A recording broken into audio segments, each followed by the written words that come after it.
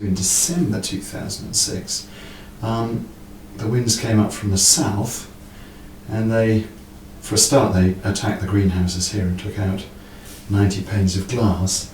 But when we woke up the next day, and you knew it was windy that night anyway, but when we woke up the next day, not only had it done the greenhouses in, but it had taken the Napoleonic prisoner of sea wall out down on the estuary. So it had taken the bottom end of it out, a stretch, I don't know, of about 30 metres. And what that meant was that the tide basically could get into land that had, for the past 150 years, just been grazing lands. So you can actually, what was interesting about it was that the tide came in, so it killed all the oak trees, all the gorse, all the grasses, this sort of thing. And once those were sort of removed off the surface, almost like cleaning a painting up, you started to see all the old channels. And so you could see again beautifully the old river channel, because they'd cut that off and they'd move the river over to one side of the valley, but you could see the old river channel down the far side. And then you could see all the little creeks and what have you, which really hadn't been seen for 150 years, I guess. So what we've really seen after that, I mean, my big worry at this time was that the estate would sort of think, well, on the one hand, we've lost 70 acres of grazing meadow. And I know the farmer was worried about that because that was his summer grazing. So when it was a bit dry above during the summer, he'd bring his cattle down onto the bits below. So he was obviously going to be worrying about that. I was worrying the estate might just worry about the fact that good quality land had returned to the wild.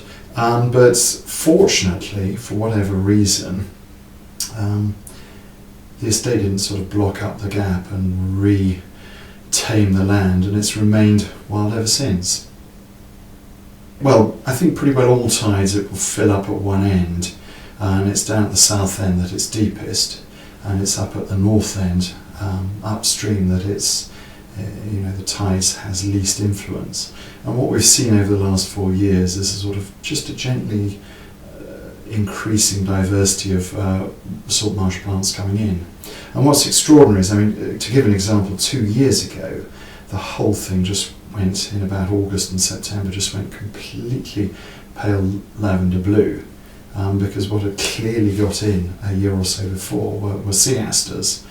And presumably, I hadn't noticed this bit, but 1 or 2 sea asters had got in, and then each of those was producing, I don't know, 30, 40,000 seeds maybe. And of course they were sort of inoculating this whole bit of bare, clean, effectively freshly dug ground. And then the other thing that's come in vast quantities is glasswort, which is, of course, also called samphire. So it's a thing that, posh old Riverford would probably pay £30 a kilo for, but there's literally acre after acre of it. And as you go upstream, as you go up the meadow, because it's less deep, it's shallower, and because it's furthest away from the very, very saltiest water, the diversity of plants just gently increases. So at this end we've got about 20 plant species in it. Thrift, sea plantain, sea aster, sea arrowgrass, sea mud rushes, salt marsh grasses, sea couch grass, cord grass, sea hard grass, common orch, spear-leaved orch, grass-leaved orch, sea beet, sea purslane, sea milkwort. Well, it's sort of like stalk with green leaves and then sort of pinky purpley flowers.